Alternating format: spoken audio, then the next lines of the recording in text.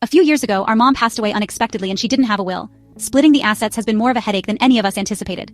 Most of us are of a mind that we need to prioritize relationships with each other because we understand the long-term damage that feuding over material things upon someone's death can bring to families. Our mom loved her house and spent her time turning it into a dream home before her death. Some didn't want it sold off.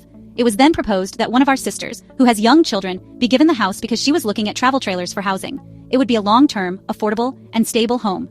At this time, the sale of the house to her and her husband wasn't an option because they couldn't get approved for a loan. They were told that they needed to prepare themselves to get a loan for the house in case the loan wasn't assumable. Unfortunately, they didn't do that, so to this day they still wouldn't qualify to buy it.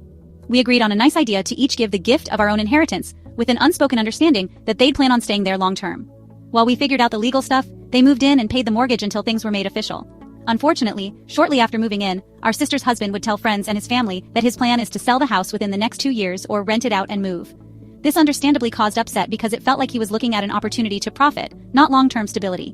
We proposed a stipulation stating that they'd have to reside in the home for 5 years before it would be transferred solely to them as proof that they are serious about making it into their home. But her husband got really upset and wouldn't hear us out.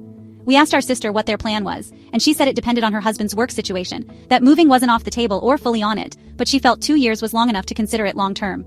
With all of this coming to light, a few of the siblings no longer wanted to sign because they didn't feel it would be fair to end up with none of the equity on a short-term living situation.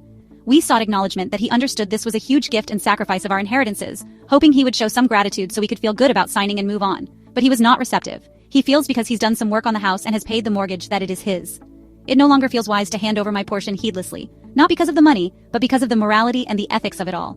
With the new information about their plans to possibly sell the property after only a short time, the sense of entitlement, and the lack of acknowledgement for how big of a gift this really is, am I the asshole for no longer wanting to give away my portion of inheritance?